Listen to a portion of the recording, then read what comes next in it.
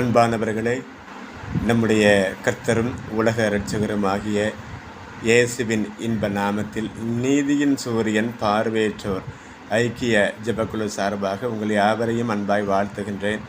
இந்த நாளிலும் கூட நாம் பார்க்க இருக்கின்ற இந்த சத்தியமானது திக்கற்ற பிள்ளைகளை குறித்ததான ஆண்டவருடைய ஒரு மிகப்பெரிய மனபாரத்தை ஏற்படுத்தியிருக்கின்றார். அதனை குறித்து பார்ப்போம். நேற்றைய தினத்திலே நம்முடைய பெற்றோர்களுக்கு எப்படி கீழ்ப்படிய வேண்டும், அவர்களை எவ்வாறு நாம் வழிநடத்த வேண்டும் என்பதை குறித்து நாம் பார்த்தோம். அதை குறித்து யாரும் கமெண்ட்லேயோ இல்லை ஷேரோ செய்யவில்லை என்று நினைக்கின்றேன். 1-2 பேர்கள் ஷேர் பண்ணியிருந்தார்கள். 1-2 பேர்கள் கமெண்ட் செக்ஷன்லேயே கமெண்ட் சொல்லியிருந்தார்கள். ஒரே ஒரு நபர் தான் சொல்லியிருந்தார். இன்னும் அதிகப்படியான கமெண்ட்ஸ்களும் ஷேர்களும் வந்தால் நலமாக இருக்கும். திக்கற்ற பிள்ளைகளை குறித்து எல்லோரும் அறிந்து கொள்ள அது வசதியாக இருக்கும். இந்த நாளிலும் கூட உபாகமத்தினுடைய புத்தகம் 26ஆம் அதிகாரத்திலே பவுல் மிக அழகாக சொல்லியிருக்கிறார். திக்கற்ற பிள்ளை, விதவை, பரதேசி இவர்களை ஒடுக்காமல் ஈர்ப்பீர்களாக. அவர்களை எவ்வளவாயினும் ஒடுக்கும்போது அவர்கள் என்னை நோக்கி முறையிட்டால் அவர்களுடைய முறையிடுதலை நான் உடனடியாய் கேட்டு கோபம் மூண்டவராகி பட்டயத்தினால் உங்களை கொலை செய்வேன்.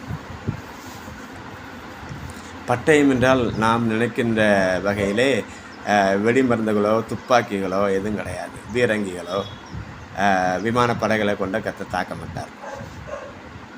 அவருடைய தாக்குதல் அந்த விமானப்படை பீரங்கிகளை விட மிக கொடூரமாக இருக்கும். இதனை நிறைய பேர்கள் ருசித்து பார்த்திருப்பார்கள், அதனை ரசித்தும் பார்த்திருப்பார்கள். கர்த்தர் தாக்க ஆரம்பித்தார் அப்படின்னா இந்த உலகமே தாங்காது, பறந்துடும் எல்லாம். ஸோ ஆக திக்கற்ற பிள்ளைகளை எந்தெந்த மாதிரியெல்லாம் நம்ம ஒடுக்குறோம், அவர்களுக்கெல்லாம் நியாயத்தை நாம் பெற்று தருகிறோமா?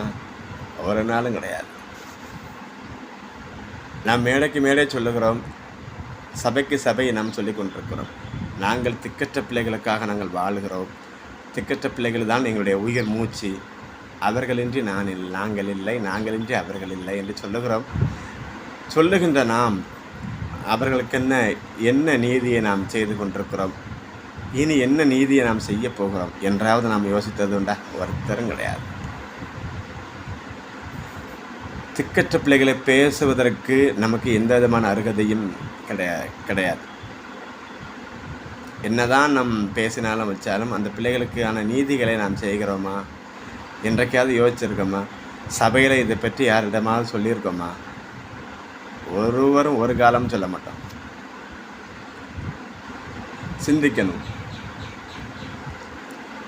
அவர்கள் என்னை நோக்கி முறையிட்டால், அவங்க கர்த்தரை நோக்கி ஜெபம் பண்ணாங்கன்னா இந்த உலகத்தில் அவங்களுக்கு அநீதி செய்கிறவங்க யாரும் இருக்க மாட்டாங்க, நீதியை செய்வார்கள். இந்த சிறியரில் ஒருவருக்கு எவன் மூலமாய் இடரல் உண்டாகிறதோ அவனுக்கு வாழ்நாள் முழுவதும் ஐயோ என்று கர்த்தர் சொல்லியிருக்கின்றார். இடையூறு வராதபடி பார்த்து கொள்ள வேண்டும்.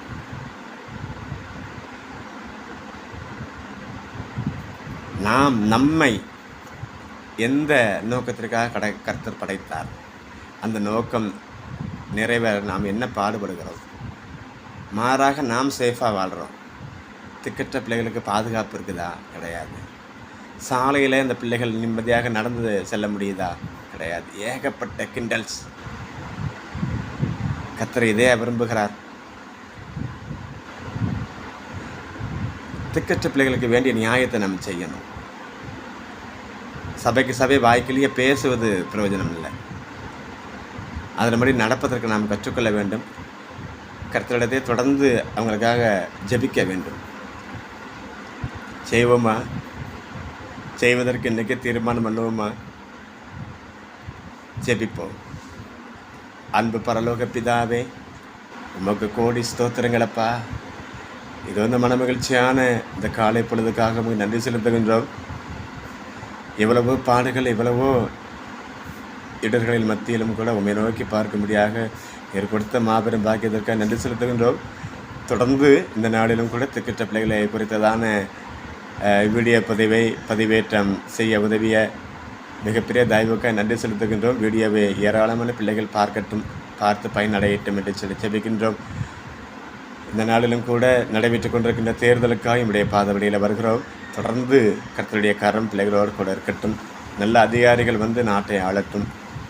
குறிப்பாக மாற்றுத்திறனாளிகள் சமூகத்தில் உள்ள ஒவ்வொரு பிள்ளைகளுக்கும் நன்மை பயக்கின்ற அதிகாரிகள் இங்கு வந்து தமிழ்நாட்டை ஆளட்டும் என்று சொல்லி ஜெபிக்கின்றோம்.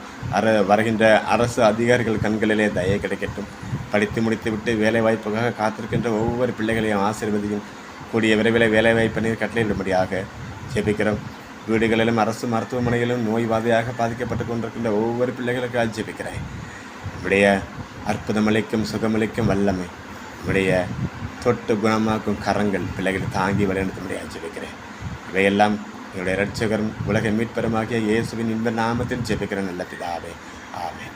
நம்முடைய கர்த்தராக இருக்கிற இயேசு கிறிஸ்துவினுடைய கிருபையும் பிதாவாகிய தேவனுடைய அன்பும் பரிசுத்த ஆவியானவருடைய அந்யோன்ய ஐக்கியமும் நம் அனைவரோடும் இப்பொழுதும் சதா காலமும் தங்கியிருப்பதாக. ஆமென்.